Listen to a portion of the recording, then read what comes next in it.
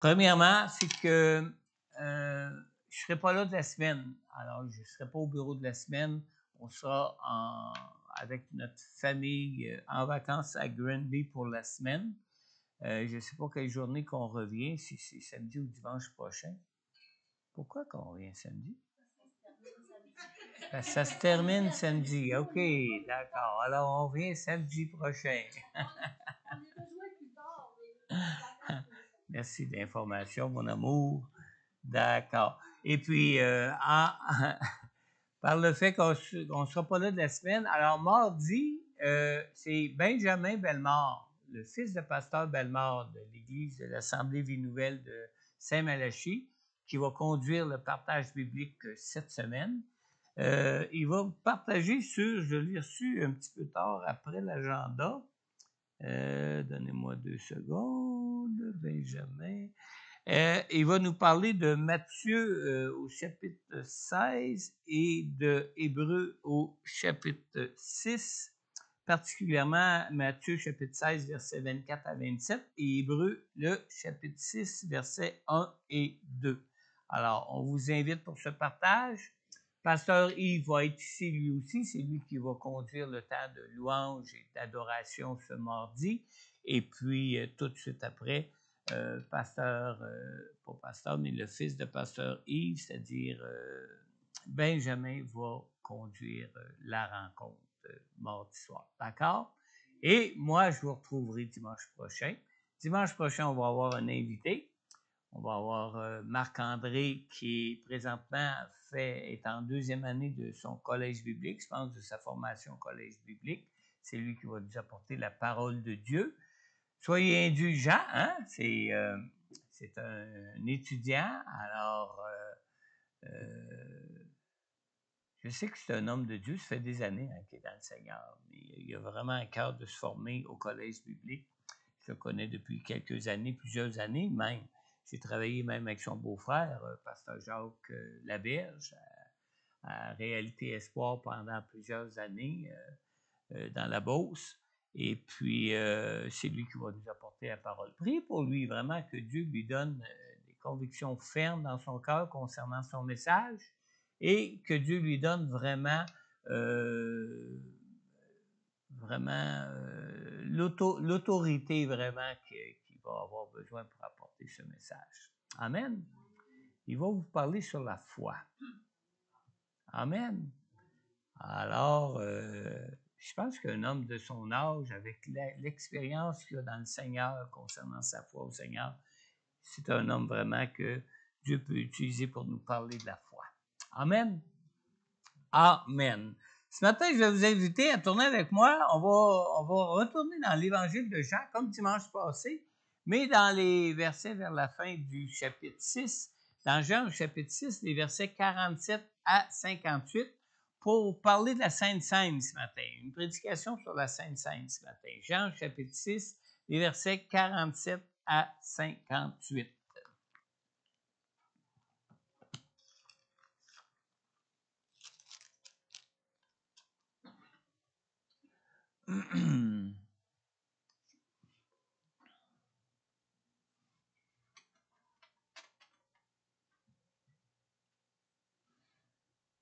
Alors, on lit ici, si vous avez bien tourné, dans Jean chapitre 6, à partir du verset 47, Jésus nous dit, « En vérité, je vous le dis, celui qui croit en moi a la vie éternelle. Je suis le pain de la vie. Vos ancêtres ont mangé la manne dans le désert et ils sont morts. Voici comment est le pain qui descend du ciel. Celui qui en mange ne mourra pas. Je suis le pain vivant descendu du ciel.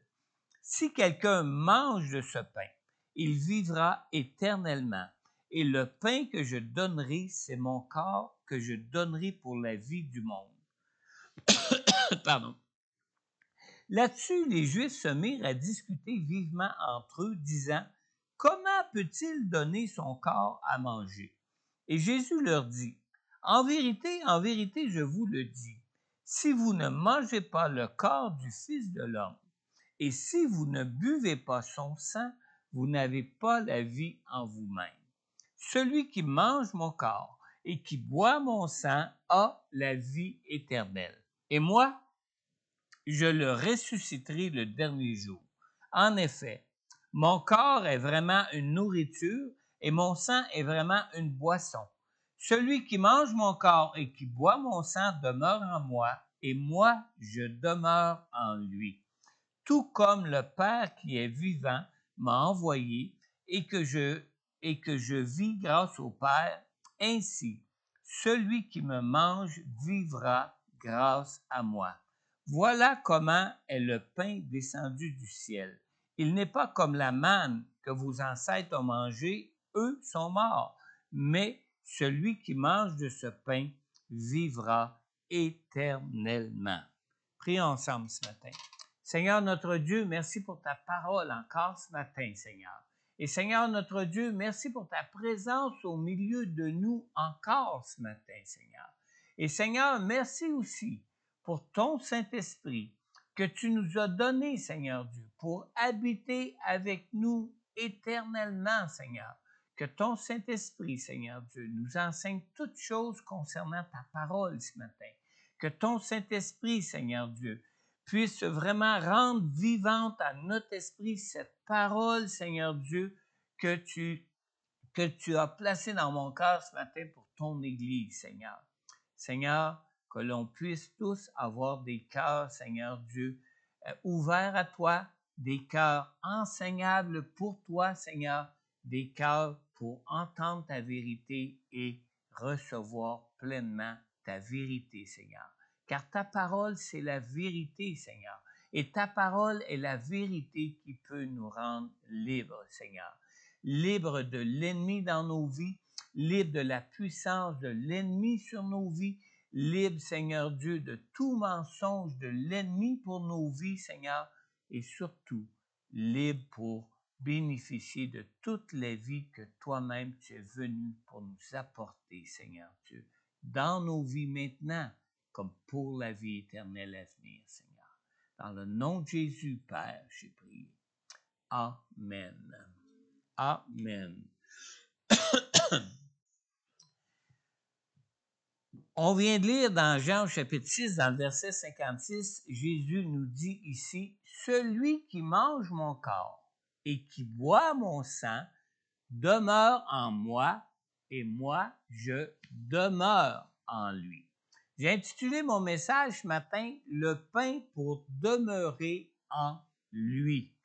Lorsqu'on parle de la Sainte Seine, vous savez, qu'on l'appelle la communion, qu'on l'appelle le repas du Seigneur ou qu'on l'appelle l'Eucharistie, on parle tous d'une seule et même chose. Quelle que soit la famille d'Église à laquelle nous participons, quelle que soit la famille de l'Église à laquelle nous faisons partie.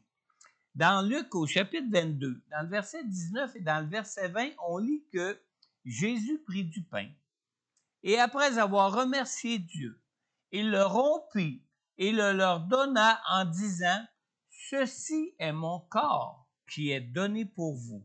Faites ceci en souvenir de moi. » Après le souper, il prit de même la coupe et la leur donna en disant « Cette coupe est la nouvelle alliance en mon sang qui est versé pour vous. » Alors, quel que soit le nom qu'on lui donne, le repas du Seigneur, la Sainte Seine ou l'Eucharistie, c'est une ordonnance qui a été instituée par Jésus lui-même. En plus du message dans Luc qu'on vient de lire, on la retrouve aussi dans Matthieu au chapitre 26, dans le verset 26 à 29. On la retrouve aussi dans Marc au chapitre 14, dans les versets 22 à 25.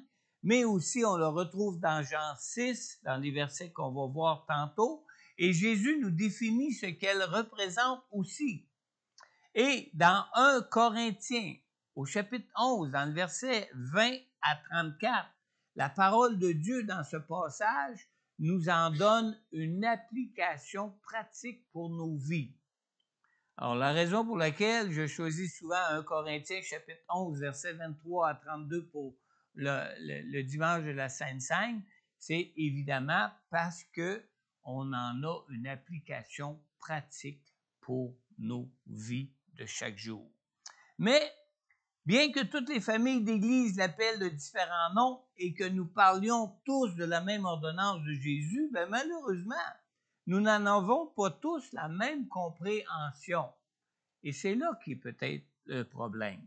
Certains considèrent le pain et le vin comme une nourriture réelle, sacramentelle. D'autres voient dans le pain et le vin la présence réelle, spirituelle du Seigneur. Et d'autres, comme nous d'ailleurs, y voient seulement une commémoration de l'œuvre de Jésus. Et finalement, d'autres y voient un peu un mélange entre le spirituel et le symbolique. Alors, il y a différentes façons que la Sainte Seine a été comprise, et je crois que ces différentes façons dont la Sainte Seine a été comprise dépendent peut-être de l'expérience de foi de chacun des croyants face à Jésus. Mais pour tous, la Sainte Seine est définitivement une expérience réelle de la présence du Seigneur. Mais est-ce que les symboles se changent réellement en le corps et le sang de Jésus pour nous apporter la présence vivante de Jésus en nous? Est-ce que les symboles peuvent apporter une présence vivante de Dieu, que la personne ait la foi ou que la personne n'ait pas la foi, comme certains croient? C'est spécial, hein? Vous savez, comme les aliments que nous mangeons nous apportent les nutriments, nous apportent les protéines qui donnent la vie au corps, comme symbole du Christ, est-ce que le pain et le vin communiqueraient la présence et la puissance de Jésus autant que la parole qui apporte la révélation de Dieu pour nos vies? Alors, puisque le pain et le vin sont des représentations de Jésus qui est la parole faite chair, est-ce que, comme dans l'expression qui dit « une image vaut 1000 mots », est-ce que les symboles du pain et du vin seraient plus puissants que la parole écrite même qu'on a dans la parole de Dieu? Maintenant, aussi, est-ce que les symboles ne serviraient pas plutôt à représenter et à nous rappeler ce que Jésus a accompli pour nous permettre de demeurer en lui et de connaître sa présence continuellement dans nos vies? D'ailleurs, Jésus n'a-t-il pas dit qu'il serait tous les jours présent dans la vie de ceux qui croient en lui et qui lui confient leur vie? On lit dans Matthieu chapitre 29 et au verset 20, dans la deuxième partie du verset 20, juste après avoir donné ses dernières instructions, Jésus dit ici à ses disciples, « Et moi, je suis avec vous tous les jours jusqu'à la fin du monde. » Est-ce que nous recevons Jésus jusqu'à nous assoyons pour prendre la Sainte Seine? Jusqu'à que nous nous assemblons pour prendre les symboles de la Sainte Seine? On lit aussi dans 1 Corinthiens, chapitre 3 et au verset 16, on lit aussi « Ne savez-vous pas que vous êtes le temple de Dieu et que l'Esprit de Dieu habite en vous? » Donc, ceci étant dit, même si la Sainte Seine rend la présence du Seigneur évidente au milieu de nous, c'est la nouvelle naissance qui fait que celui qui croit en Jésus devient le temple du Saint-Esprit. C'est pas le fait qu'on participe à la Sainte Seine ou pas. C'est le fait qu'on invite Jésus à venir habiter dans nos cœurs. C'est le fait qu'on l'accepte comme sauveur et Seigneur de notre vie. Et c'est là où Jésus vient habiter dans nos cœurs et est avec nous chaque jour jusqu'à la fin du monde. Amen. Ne pas comprendre la Sainte Seine selon ce qu'en dit la parole de Dieu, ça comporte le danger de prendre les symboles comme une sorte de vitamine spirituelle. Hein? Est-ce qu'il y en a qui prennent des vitamines ici, surtout l'hiver, là, hein, quand il n'y a pas moins de soleil? On prend de la vitamine C, on prend toutes sortes de vitamines pour combler peut-être le manque de nutriments ou le manque de protéines qu'on peut avoir dans nos vies pour nos corps.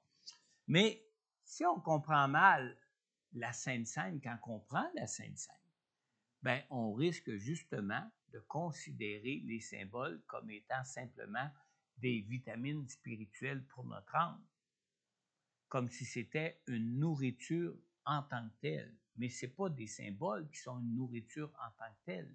Les symboles sont simplement une image, une représentation d'une réalité spirituelle qu'on ne comprendrait pas sans qu'elle soit expliquée avec des symboles.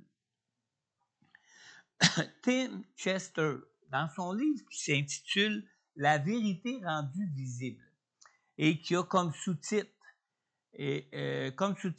c'est « Comment le baptême et la Sainte Seine façonnent nos vies ». Alors, Tim Chester dit « Selon la théologie catholique, les sacrements peuvent être pris comme un médicament auquel on ne croit pas. Le fait que l'on doute de son efficacité, toujours selon la théologie catholique, ne l'empêche pas d'opérer. » Alors, dans Jean, au chapitre 6 et au verset 47, Jésus commence en mentionnant l'importance de la foi. Et il dit, « En vérité, je vous le dis, celui qui croit en moi a la vie éternelle. » Alors, pour avoir la vie éternelle, c'est pas juste une question de prendre des symboles, comme si ces symboles-là étaient des vitamines spirituelles qui nous donnaient la vie. Non, c'est par la foi en Jésus que nous avons la vie éternelle. C'est pas par les symboles de la Sainte Seine que nous pouvons devenir enfants de Dieu. C'est pas par les symboles de la Sainte Seine que ça nous donnerait la vie en nous pour notre âme. On ne peut pas bénéficier de la Sainte Seine si on n'a pas la foi lorsqu'on prend part à la Sainte Seine. Prendre part à la Sainte Seine nécessite d'avoir la foi en Jésus et nécessite le fait qu'on reconnaît qu'on est nous-mêmes des enfants de Dieu pour avoir accepté, cru et reçu Jésus comme sauveur de notre vie dans notre cœur. Amen. La Sainte Seine n'a de la valeur que lorsqu'on croit en Jésus et en ce qu'il a accompli à la croix pour notre salut. Dans Jean, au chapitre 6, dans le verset 49, Jésus dit aux Juifs qui ne croient pas en lui, il leur dit, « Vos ancêtres ont mangé de la manne dans le désert et ils sont morts. » Alors, s'il y en a qui considèrent les symboles de la Sainte Seine comme une nourriture pour la vie éternelle, malheureusement, c'est pas ça qui nous donne la vie éternelle. C'est le vrai pain de vie qui est descendu du ciel, comme on l'a vu la semaine passée. C'est le Seigneur Jésus lui-même en qui nous devons croire pour ce qu'il a accompli pour nous, pour libérer justement l'Esprit de Dieu qui nous réconcilie avec Dieu dans nos vies. Amen. Prendre des symboles comme on prend une vitamine pour notre corps, sans croire en Jésus, est sans effet pour la vie de notre âme. Le péché, vous savez, est plus qu'une simple maladie. C'est plus qu'une simple maladie. Le péché, c'est un acte de rébellion contre la volonté de Dieu pour nos vies. Et face à cet acte de rébellion-là, ça a pris un réconciliateur. Ça a pris un médiateur. Et ce réconciliateur, ce médiateur, c'est le Seigneur Jésus qui lui-même est venu mourir à la croix pour payer le prix de notre réconciliation et qui est monté auprès de Dieu au ciel pour être notre intercesseur et notre médiateur devant Dieu, puisque nous demeurons encore des pécheurs dans notre vie. Amen. Et le salut, en ce qui concerne notre âme, c'est une réconciliation avec Dieu qui nous permet de connaître sa présence dans nos vies. Donc, autant la Sainte Seine concerne notre communion spirituelle avec Dieu, autant les réalités de notre relation avec Dieu dépendent de notre foi en Jésus pour être réconciliés avec Dieu. Amen. Dans Jean chapitre 6 au verset 50, Jésus explique ici ce dont nous devons croire qui le concerne. Il dit, « Voici comment est le pain qui descend du ciel. Celui qui en mange ne mourra pas. » il parle de lui, évidemment. Il parle de son ministère, évidemment. Il parle de son œuvre, évidemment. Alors, qu'est-ce qu'il nous explique là-dessus? Jésus nous parle de sa nourriture spirituelle pour sa vie ici-bas, comme étant la même nourriture que nous avons besoin de lui pour notre âme. Dans le verset 51, toujours dans Jean au chapitre 6, au verset 51, Jésus dit « Je suis le pain vivant descendu du ciel. Si quelqu'un mange de ce pain, il vivra éternellement.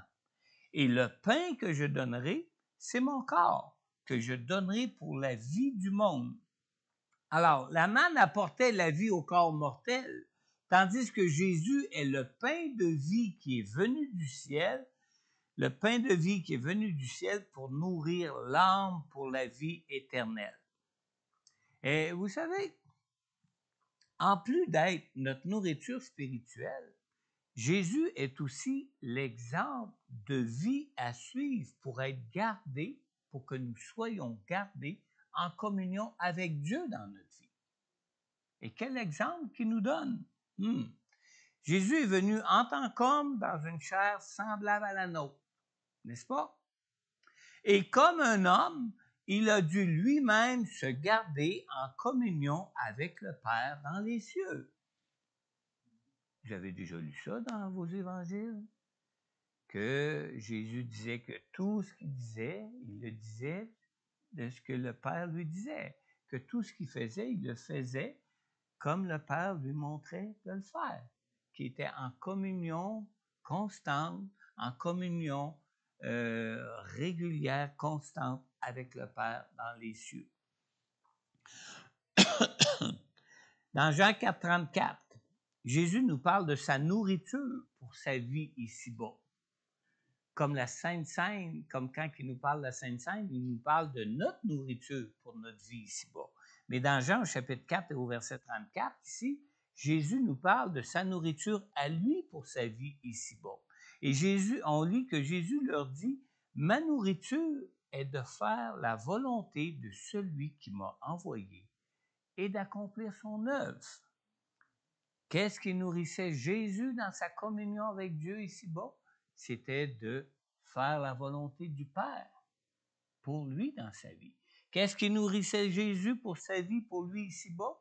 C'était d'accomplir l'œuvre du Père que le Père l'avait envoyé accomplir. Amen.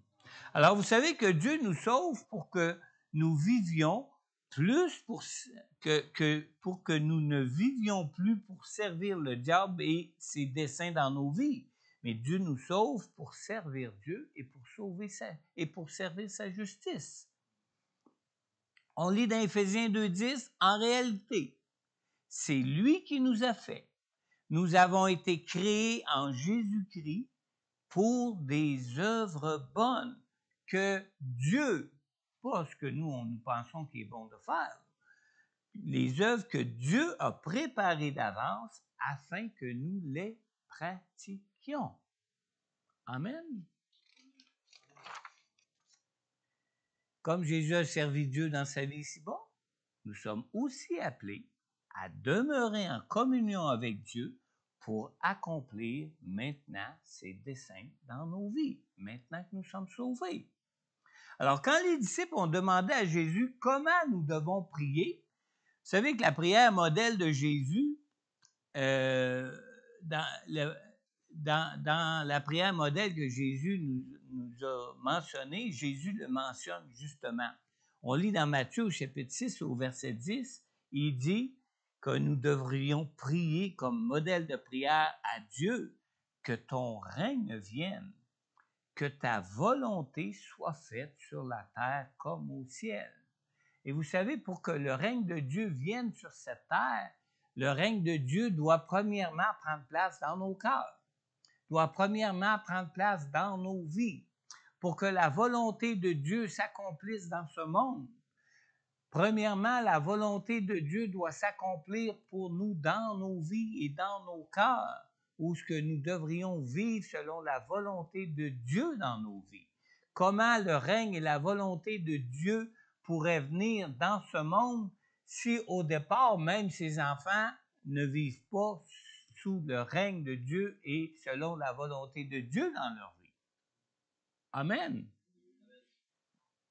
Alors Jésus était venu pour accomplir la volonté de Dieu sur terre et de même, nous sommes sauvés pour que la volonté de Dieu s'accomplisse sur terre pour nous d'abord dans nos vies. Dans Jean au chapitre 20 au verset 21, on lit que dans la chambre haute, après sa résurrection, on lit ici que Jésus leur dit de nouveau que la paix soit avec vous. Et qu'est-ce qu'il a rajouté à cette formule qu'il leur disait souvent que la paix soit avec vous? Il leur dit, tout comme le Père m'a envoyé, moi aussi je vous envoie. Amen. Alors, comme le Père a envoyé Jésus, Jésus nous envoie aussi ses disciples. Tout comme sa nourriture était d'obéir au Père, tout comme sa nourriture était de marcher dans la volonté de Dieu, ben notre nourriture à nous aussi est d'obéir à Jésus qui est, lui, la parole de Dieu qui a été faite chair. Dans Jean au chapitre 6, dans le verset 52 et 53, à partir de la deuxième partie du verset 52, Jésus en rajoute même. Il dit, il ne parle pas seulement du pain, Jésus leur dit, en vérité, je vous le dis, si vous ne mangez pas le corps du Fils de l'homme et si vous ne buvez pas son sang, vous n'avez pas la vie en vous-même. Alors Jésus parle de lui-même comme une nourriture, il parle de lui-même comme une boisson pour être gardé en communion avec Dieu dans nos vies. Et vous savez, les verbes manger et boire sont les deux verbes qui dominent dans les versets 49 à 58. Et chacun de ces versets, sauf le verset 55, chacun de ces versets ont le verbe manger ou le verbe boire, ou même les deux verbes, le verbe manger et le verbe boire. Alors, ces paroles de Jésus évoquent vraiment les paroles de l'institution de la Sainte qui a donné à partir de Matthieu, de Luc et de Marc. Dans Marc au chapitre 14, dans le verset 22 et 23, Jésus avait dit, « Prenez, mangez, ceci est mon corps. » Est-ce qu'il parlait littéralement de son corps? Ben non. Je pense qu'il n'y a pas un des disciples rassemblés pour le repas du Seigneur, le dernier repas que le Seigneur Jésus a pris avec eux, qui a pris une bonne mordée dans Jésus. Non, c'était pas littéralement son corps. Il tenait un morceau de pain entre ses mains, un morceau de pain qui symbolisait, un morceau de pain qui représentait son corps et qui représentait son corps en fonction du sacrifice pour lequel il devait incessamment mourir. Amen. Prenez, mangez, ceci est mon corps. Il prit ensuite une coupe et après avoir remercié Dieu, il la leur donna et ils en burent tous. Alors, ce n'est pas le sang de Jésus littéralement qu'ils ont bu. Hein? Et moi, au Québec, n'était pas sur place pour prendre une petite shot pour chacun. Absolument pas. Quand il parle de la coupe, quand il parle du sang, de boire de son sang, il parle de sa vie. Comme la parole de Dieu nous l'enseigne dans la loi de l'Ancien Testament, que la vie est dans le sang. Alors, il parle de sa vie qui devait être livrée à la croix pour le prix de nos péchés, pour nous racheter de nos péchés. Amen. Dans Marc, c'est le mot « corps » qui est utilisé, alors que dans Jean, on trouve le mot « chair ». Mais si on est attentif à tout le contexte de l'évangile de Jean, c'est en tant que Logos incarné que Jésus donne sa chair à manger pour la vie du monde. Hein? On lit que la parole était Dieu, que la parole était avec Dieu, que la parole a créé toutes choses, que la parole était là depuis toujours et que la parole s'est faite chair. Alors, quand il parle de manger sa chair, il parle vraiment d'une obéissance à sa parole. Il parle vraiment de nous nourrir de sa parole qui nous donne vraiment la vie de Dieu et qui est une parole puissante qui nous rend libres de l'ennemi, qui nous rend libres du mensonge, qui nous rend libres du péché dans nos vies. Amen. Alors, c'est le Logos incarné que Jésus donne comme sa chair à manger pour la vie du monde. Amen. Ce qui nous garde spirituellement en vie, ce n'est pas la Sainte Seine, mais la parole qui nous a été apportée par Jésus et qui nourrit notre âme. C'est ça qui nous garde spirituellement en vie. Dans Jean, au chapitre 6, dans le verset 63 et 64, la première partie du verset 64 que je vais lire ici, Jésus conclut cette discussion avec les Juifs en disant « C'est l'Esprit qui fait vivre. L'homme n'arrive à rien. Les paroles que je vous dis sont esprit et vie. Mais il y en a parmi vous quelques-uns qui ne croient pas. » En effet, Jésus savait dès le début qui étaient ceux qui ne croyaient pas et qui était celui qui le trahirait. Alors, manger la chair de Jésus et boire son sang, le sang de Jésus, c'est donc des images symboliques qui signifient simplement d'être à l'écoute de la parole de Dieu et d'être reconnaissant pour l'amour de Jésus qui est allé jusqu'à donner sa vie pour nous sauver. Amen. Dans Jean chapitre 6, dans le verset 45, Jésus a d'ailleurs dit dès le début de cette discussion, « Il est écrit dans les prophètes, ils seront tous enseignés de Dieu. » Ça ne dit pas qu'ils seront tous nourris du corps de Jésus. Ils seront tous enseignés de Dieu.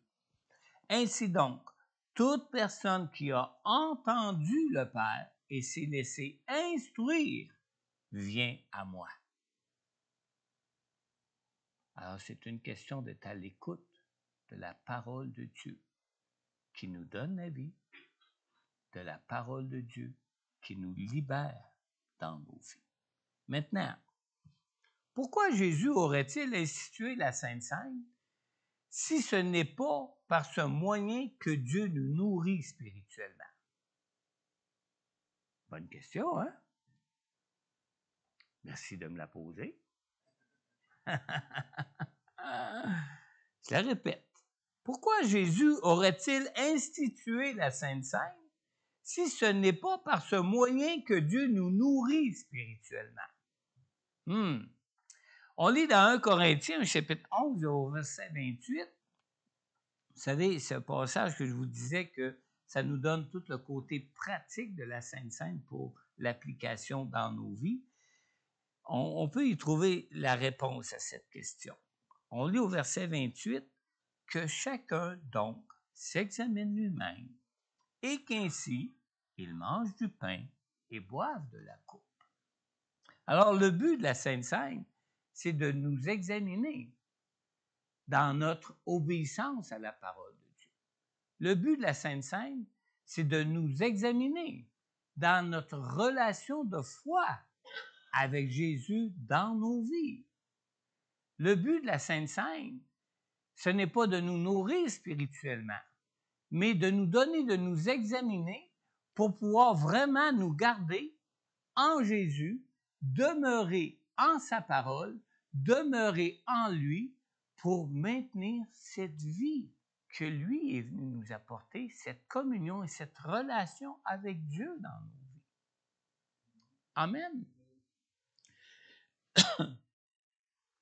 La parole de Dieu, vous savez, est la vérité qui nous sauve. Et la Sainte Seine est un rappel de la puissance de Dieu qui nous garde dans cette relation de vie avec lui. Dans 1 Corinthiens, chapitre 11, au verset 32, on lit « Mais quand nous sommes jugés, c'est le Seigneur qui nous corrige afin que nous ne soyons pas condamnés avec le monde. » Si je veux vulgariser ça, là, mettre ça là, dans les mots de chaque jour de nous tous, là, prendre la Sainte Seine, c'est un peu comme passer sous le scalpel du Seigneur pour demeurer en bonne santé spirituelle. c'est l'objectif de la Sainte Seine. C'est ce que nous faisons quand que nous participons à la table du Seigneur.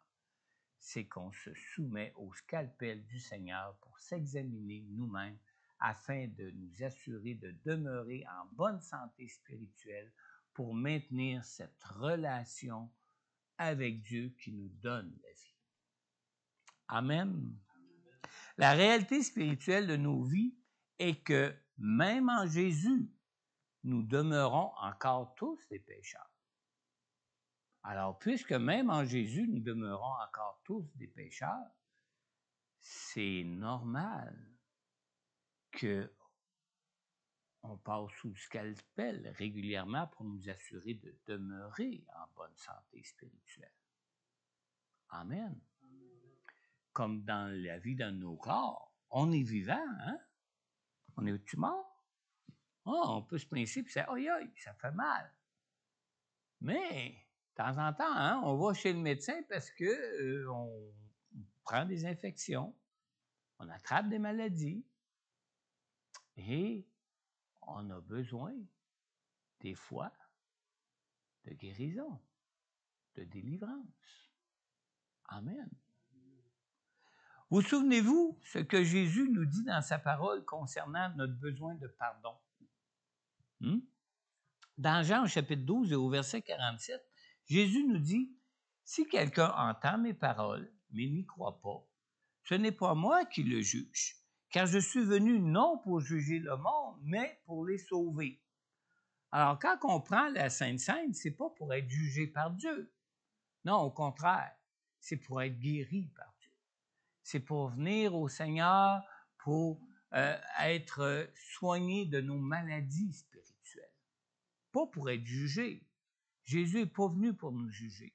Jésus n'est pas venu pour nous condamner. Et si on refuse d'être soigné, quand on passe sous le scanner de Jésus, puis qu'on aurait quelque chose à vraiment lui confesser, ben Dieu se voit dans l'obligation de nous corriger. D'opérer une chirurgie afin qu'on puisse être gardé spirituellement en vie pour ne pas être condamné avec le monde. Et c'est là le but de la Sainte Seine. Amen.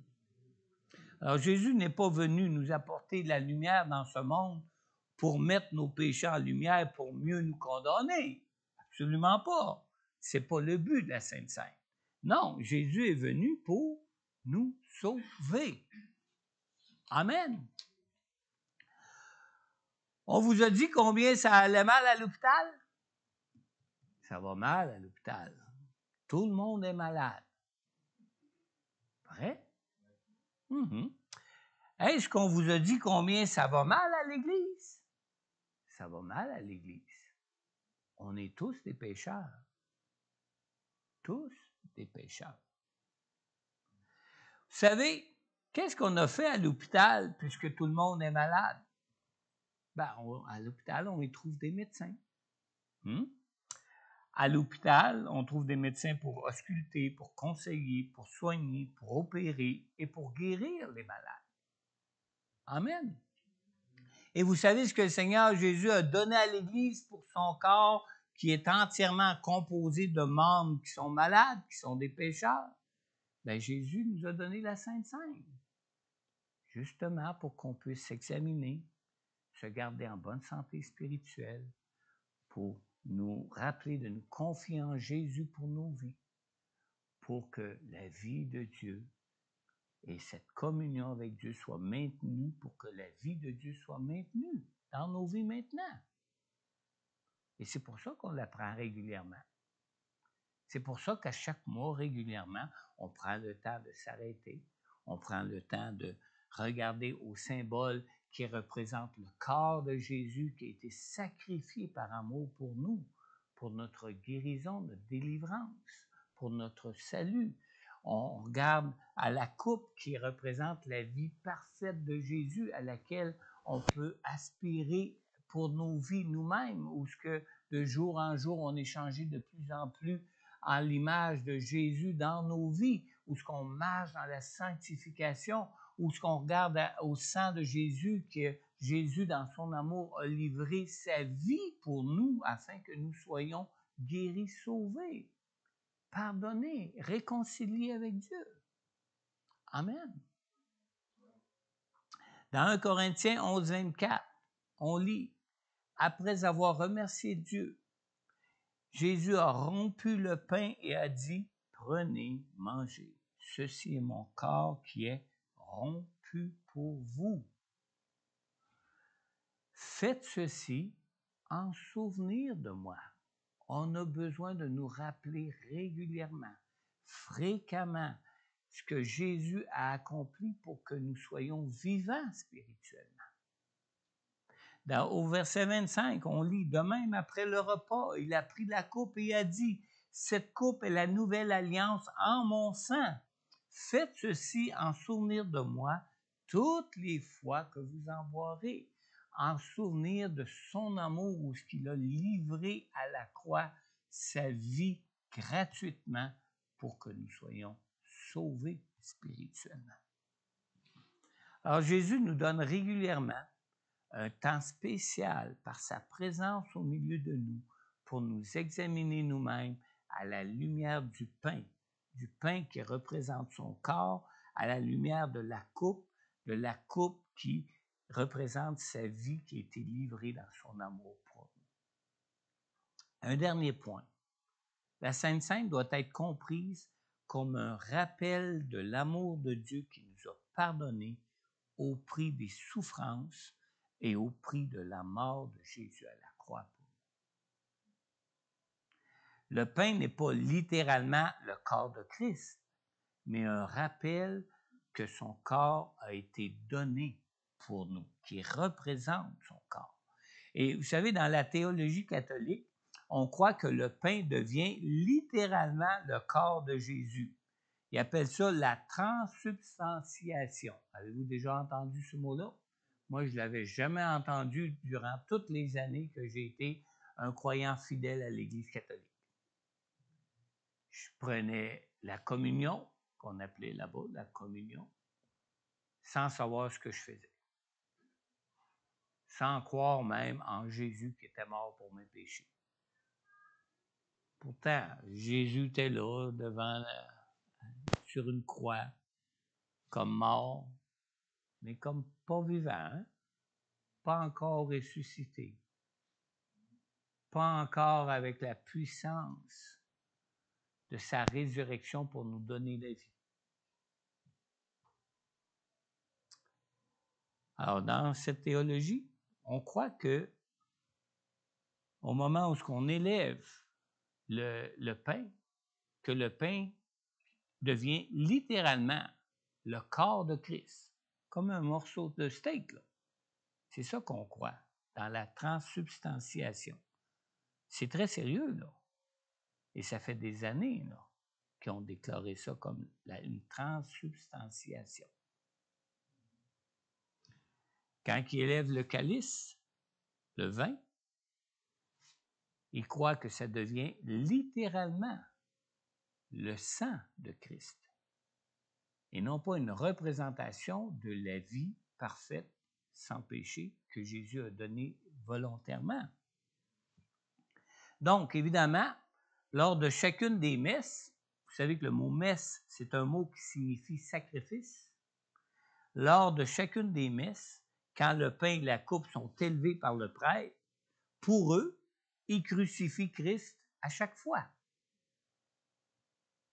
Je peux comprendre qu'il le représente encore comme sur la croix, alors qu'il n'est plus là, il est ressuscité. Dans 1 Corinthiens, chapitre 11, dans le verset 24 et 25, la parole de Dieu dit « Faites ceci en souvenir de moi » ou « en mémoire de moi ». Ça dépend des traductions, mais ça veut dire la même chose.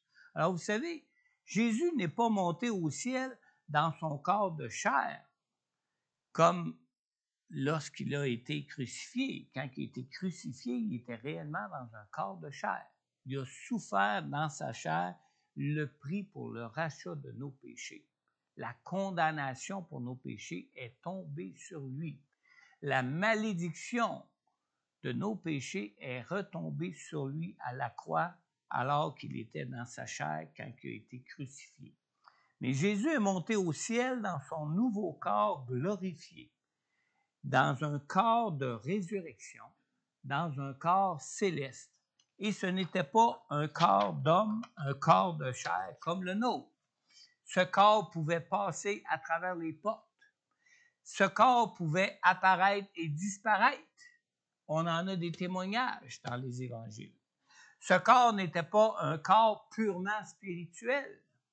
Il n'était pas non plus comme un fantôme désincarné. Absolument pas. Jésus a même montré à ses disciples que son corps était le nouveau corps de résurrection. Dans ce même genre de corps, nous allons ressusciter avec lui. Nous ne serons pas des esprits désincarnés. Nous ne serons pas des fantômes. Même Jésus lui a dit, avez-vous quelque chose à manger? Et ils lui ont donné quelque chose à manger, puis il a dit, vous voyez, je ne suis pas un fantôme. Alors, lorsque nous mangeons le pain, ce n'est pas littéralement le corps de Jésus que nous mangeons, mais simplement du pain qui nous rappelle les souffrances que Jésus a portées dans son corps en mourant à la croix pour nous. Amen. Jésus a souffert à la croix une fois pour toutes, pour nos péchés passés, nos péchés présents et nos péchés futurs.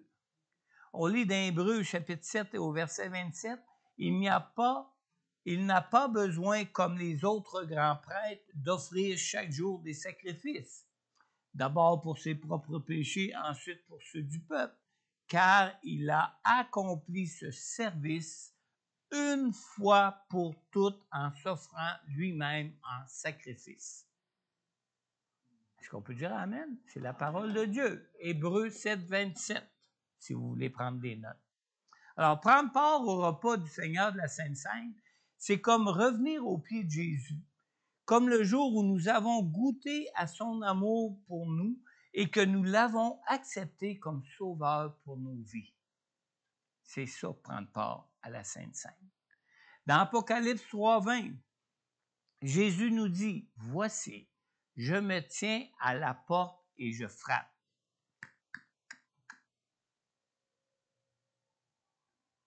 Si quelqu'un entend ma voix et ouvre la porte, j'entrerai chez lui, je souperai avec lui et lui avec moi. » Quand on s'approche de la Sainte Seine, on s'approche de Jésus et il est lui-même à la table avec nous. C'est comme si on ouvrait la porte de notre cœur à Jésus pour dire, « Oui, rentre, je te veux dans ma vie. » Amen. Amen. Prendre la Sainte Seine, c'est une occasion de réconciliation avec le Seigneur pour renouer une communion avec lui que le péché a pu briser dans nos vies. Amen. Comme nous parlons d'inviter Jésus dans nos cœurs, as-tu déjà placé ta foi en Jésus pour l'inviter comme Sauveur et Seigneur de ta vie? Dans Jean 3,16, la parole de Dieu nous dit, « En effet, Dieu a tant aimé le monde qu'il a donné son Fils unique, afin que quiconque croit en lui ne périsse pas, mais ait la vie éternelle. » Alors, si ce matin tu veux placer ta foi en Jésus pour recevoir la grâce du pardon de tes péchés qu'il a accompli à la croix pour toi et pour avoir la vie éternelle, je t'invite simplement à adresser d'une manière sincère cette prière à Jésus dans ton cœur pour le recevoir pour ta vie. Amen. Simplement courber la tête et répéter sincèrement dans ton cœur ces paroles en les adressant dans ton cœur à Dieu.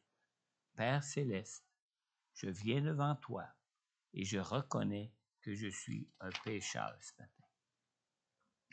Je choisis aujourd'hui de me détourner de mes péchés et de te confier ma vie. Seigneur Jésus, je crois que tu es mort à la croix pour moi et je te prie de venir me sauver maintenant. Dans ta grâce et ton amour pour moi, je te prie, Seigneur, aussi pardonne tous mes péchés. Sois mon sauveur et le Seigneur de ma vie.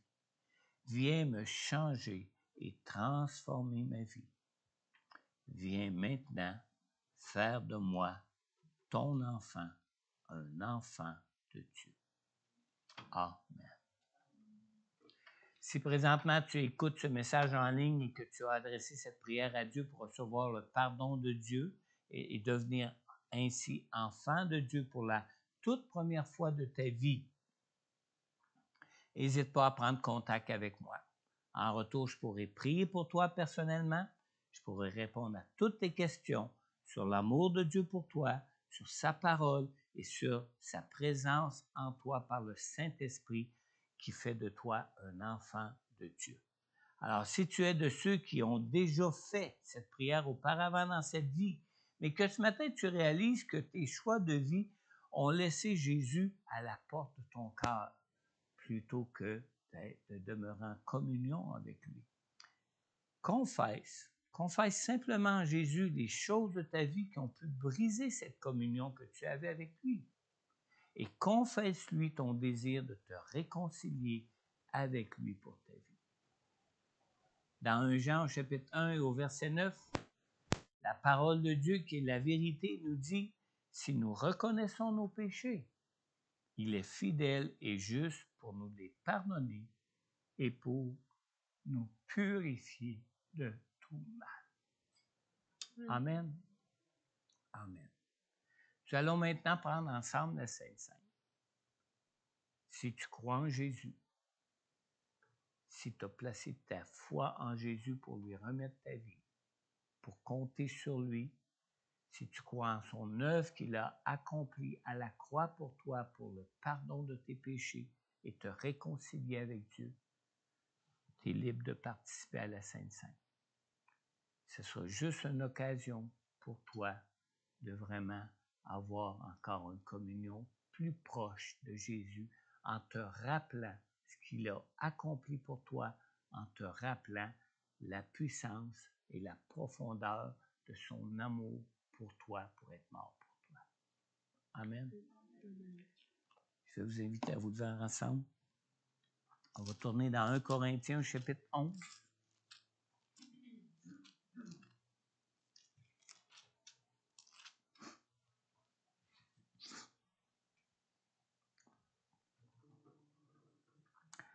On lit à partir du verset 23. En effet, j'ai reçu du Seigneur ce que je vous ai transmis. Le Seigneur Jésus, la nuit où il a été arrêté, a pris du pain. Après avoir remercié Dieu, il l'a rompu et a dit, « Prenez, mangez, ceci est mon corps qui est rompu pour vous. Faites ceci en souvenir de moi. » De même, après le repas, il a pris la coupe et a dit, « Cette coupe est la nouvelle alliance en mon sang. Faites ceci en souvenir de moi toutes les fois que vous en boirez. En effet, toutes les fois que vous mangez ce pain et que vous buvez cette coupe, vous annoncez la mort du Seigneur jusqu'à ce qu'il vienne. C'est pourquoi celui qui mange ce pain ou boit la coupe du Seigneur indignement sera coupable envers le corps et le sang du Seigneur. Que chacun donc s'examine lui-même et qu'ainsi il mange du pain et boive de la coupe. Car celui qui mange et boit indignement, sans discerner le corps du Seigneur, mange et boit un jugement contre lui-même. C'est pour cela qu'il y a parmi vous beaucoup d'infirmes et de malades et que plusieurs sont morts.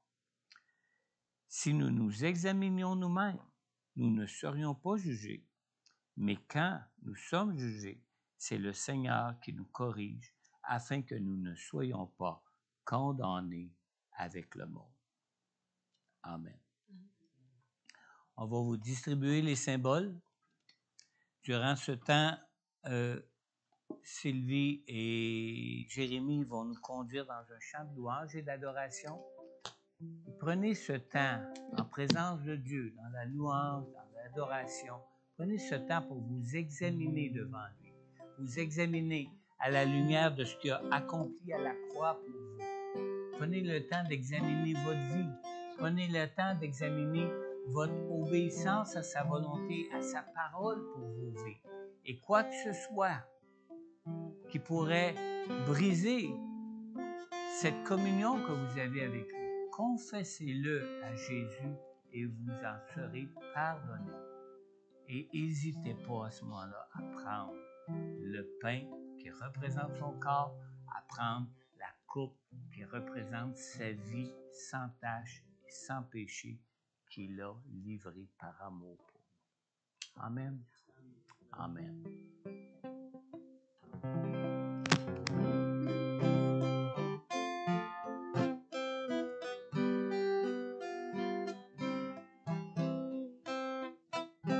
Quel sauveur merveilleux je possède, qui s'est sacrifié pour moi, et sa vie innocente il cède, pour mourir sur les flammes de gloire, attaché à la croix pour moi, attaché à la croix pour moi. Il a pris mon péché, il me délivra, attaché à la croix pour moi. Il renonce à la gloire céleste pour le plan réclamatoire de Dieu. L'apparence est la plus modeste, qu'une vie pour me rendre attaché à la croix pour moi, attaché à la croix pour moi. Il a pris mon péché, il me délivra, attaché à la croix pour moi. Maltraité, innocent pour ma vie, mes iniquités brisées, déchargé de ses maladies, il mourut pour guérir, sauver, attaché à la croix pour moi, attaché à la croix pour moi. Il a pris mon péché, il m'a délivré, attaché à la croix pour moi. Le salut accompli pour ses frères, le sauveur revenu au ciel. Il revient au profond mystère, mon bonheur sera éternel. Attaché à la croix pour moi, attaché à la croix pour moi. Il a pris mon péché, il m'a délivré, attaché à la croix pour moi.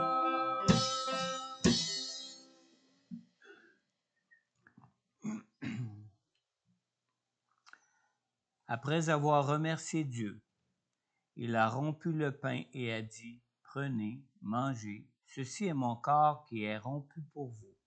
Faites ceci en souvenir de moi. » De même, après le repas, il a pris la coupe et a dit, « Cette coupe est la nouvelle alliance en mon sang. Faites ceci en souvenir de moi toutes les fois que vous en boirez. »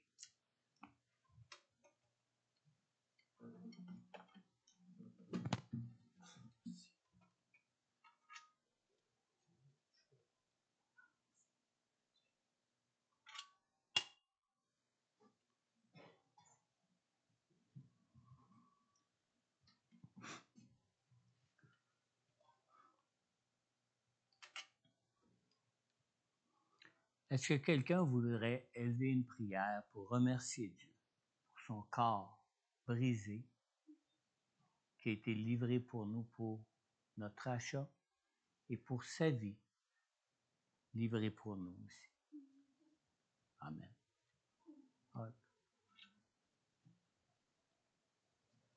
Oui, au micro, s'il te plaît.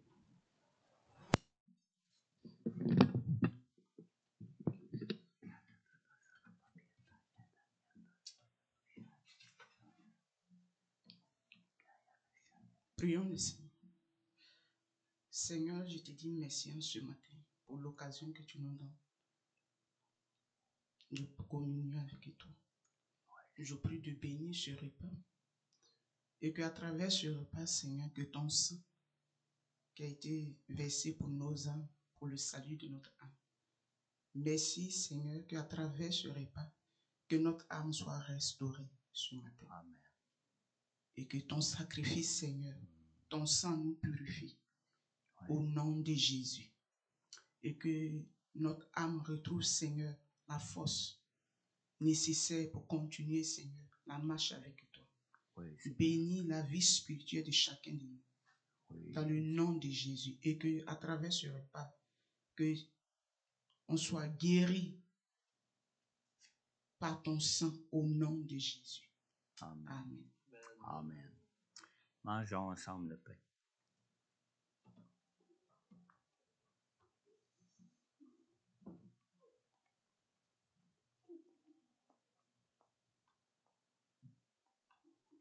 Et buvons ensemble la coupe.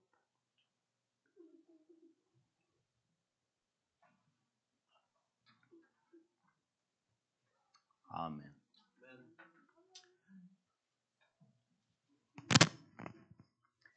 On va prendre un dernier chant de louange et d'adoration pour terminer.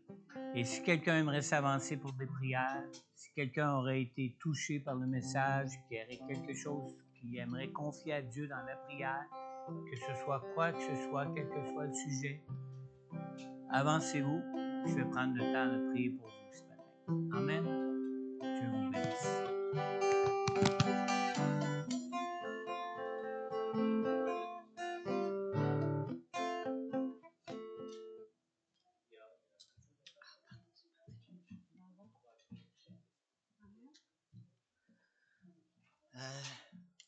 Bonjour à tous. Humblement, je viens partager une expérience que j'ai vécue cette semaine.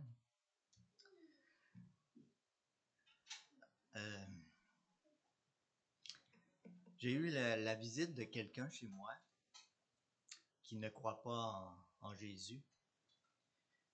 Et lors de sa rentrée, on discutait, puis à un moment donné, elle dit c'est donc bien clair dans la maison. Mais je lui ai dit, il pleut dehors. J'ai dit, c'est la lumière de Dieu qui déborde de moi que tu vois. Et elle s'est mise à rire et à rire de moi.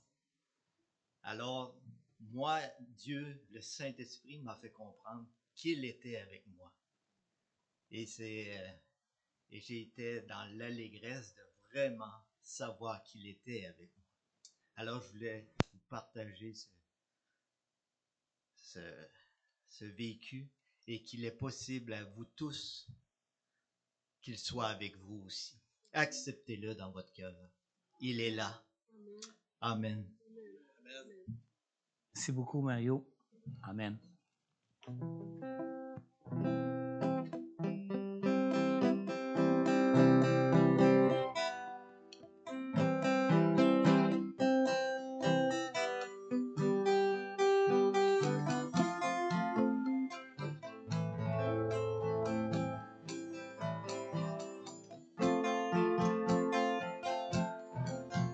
Dans son amour, Dieu le Père envoya son Fils Jésus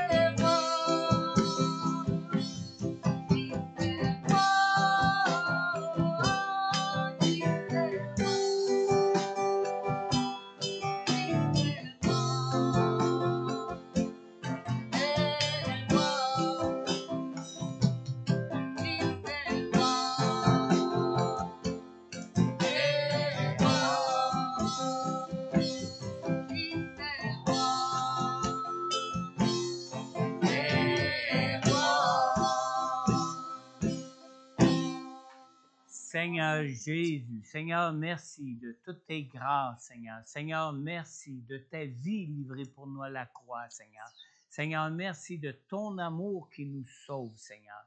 Seigneur, on veut te prier maintenant, Seigneur. Seigneur, que tu deviennes vraiment le roi de nos cœurs, Seigneur. Que tu sois celui qui va régner sur nos cœurs, sur nos vies, afin que nous puissions demeurer dans cette communion avec toi, Seigneur, afin que nous puissions, Seigneur Dieu, maintenir cette relation de vie, de foi, de communion avec toi, Seigneur, pour connaître pleinement encore et encore plus ta présence dans nos vies en toutes choses, Seigneur. On te le demande, Père, dans le nom puissant de Jésus. Amen. Amen. Bon dimanche, que Dieu vous bénisse. Marchez avec lui dans sa présence. Amen. Amen. Merci, oui. Merci beaucoup. Merci, Esther. Amen.